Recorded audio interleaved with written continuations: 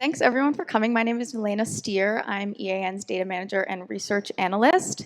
And as Cara mentioned at the beginning of the day, we will be releasing our 2024 annual progress report for Vermont next month.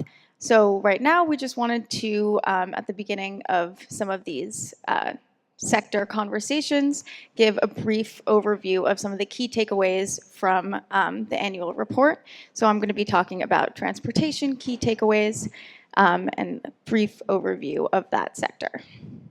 Okay, great. So the transportation sector is responsible for the largest share of Vermont's climate pollution. In 2021, the transportation sector was responsible for 39% of total greenhouse gas emissions statewide. And one of the reasons that the transportation sector produces more climate pollution than the thermal sector, despite using less energy overall in terms of million BTUs or British thermal units, is because the vast majority of the energy used in the transportation sector is fossil fuel based. You can see that on the pie chart on the right side there in the orange. The majority of that is gasoline, and there's a smaller share that is diesel. But you can probably barely even see it. Electricity is less than 1% on that pie chart. And this graph on the left here shows transportation sector emissions over time since 1990. In 2021, Vermont's transportation sector was responsible for 3.25 million metric tons of climate pollution. And that's more than 1 million metric tons lower than in 2005. So we've seen pretty good progress since then. You can see a dip in 2020 there as a result of the COVID-19 pandemic. And we have seen in 2021 a partial rebound from those lower levels. And we're yet to see where it will be in the years since 2021. Gasoline use in on-road vehicles and non-road equipment represents the largest share of these transportation emissions. So you can see gasoline use, both on-road and non-road, is in that big orange chunk there. And generally, this is from light-duty vehicles. So those are single occupancy passenger vehicles, and those are responsible for 87% of on-road emissions. So because of this, the light-duty fleet is where we really have the most potential to see, or the potential to see the greatest reductions in emissions. So I want to talk about two central strategies to reduce transportation emissions. One is reducing vehicle miles traveled, or VMT, and the second is transitioning to less polluting energy sources for transportation. And it's really a combination of both of these strategies that can get us to those emissions reduction commitments or targets. Vermont overwhelmingly relies on single occupancy vehicles to get around, with almost 70% of Vermonters reporting that they primarily commuted to work by driving alone in 2022. So on that graph on the left-hand side, you can see all of the non-single occupancy commute modes from 2017 through 2022. And we can see in 2020, the data was missing because that was the pandemic, the beginning of the pandemic year.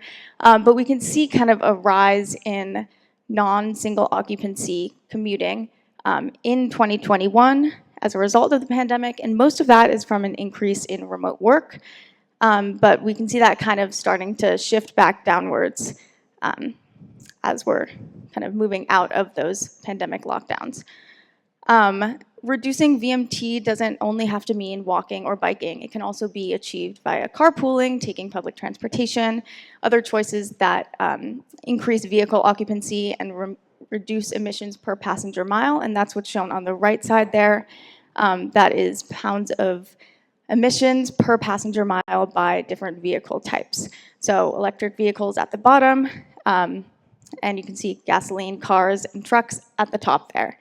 And those are based on an average occupancy of 1.58 passengers per vehicle. I'm seeing my time run out, so I need to go a little bit faster. So increasing occupancy in those vehicles can reduce emissions per passenger mile. But because more than 60% of Vermont's population do live in rural areas, and we have the highest per capita VMT in the Northeast, a lot of these options are not viable for many Vermonters, including walking, biking, or taking public transportation based off of historic dispersed rural settlement patterns in the state. VHFA projects that Vermont will need between 24,000 and 36,000 homes, more homes by 2030. And how we meet that need has implications for not just for housing affordability across the state, but also for the climate, for ecosystems, health, and safety.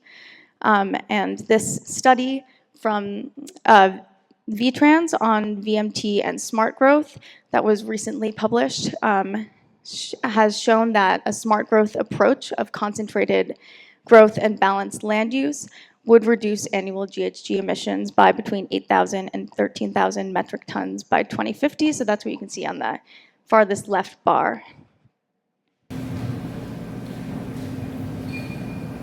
And this combination of high per capita vehicle miles traveled and high reliance on fossil fuels really results in high costs for Vermont households, particularly those with lower incomes. According to Efficiency Vermont, Vermonters spend an average of 4% of their income on transportation fuels alone, and that's not including the cost of the vehicle or maintenance and operations. And when we look at those combined costs of fuel, vehicle purchase, and maintenance, the average burden comes to 25%. So on the right-hand side, you can see a map of the state and how that really differs between areas of the state based on how rural an area is, as well as incomes across the state. And these cost burdens tend to be higher in lower income communities as well, and more rural communities, as I said. High gasoline users in Vermont, which are also referred to as gasoline super users, are those drivers that are in the top 10% of the US in terms of gasoline consumption. So this graph on the left-hand side shows data from an organization called Cultura, and it shows that gasoline super users or high gasoline users in Vermont really face the highest transportation energy burdens, especially those that are in the lower income categories. So now turning over to electrifying our transportation. Electrifying the light-duty fleet really is a key pathway to reducing Vermont's transportation emissions and saving Vermonters money. So at the end of 2023, there were only about 2% of Vermont's light-duty fleet overall was electric vehicles. As of the end of 2023, that was as of the end of 2023. But as of July 2024, we have over 15,000. So that is a little bit higher, but it's still a very small share of the overall light-duty fleet. But we are seeing positive signs in new light-duty vehicle sales, where in the first half of this year, 12% of light-duty vehicle sales were electric.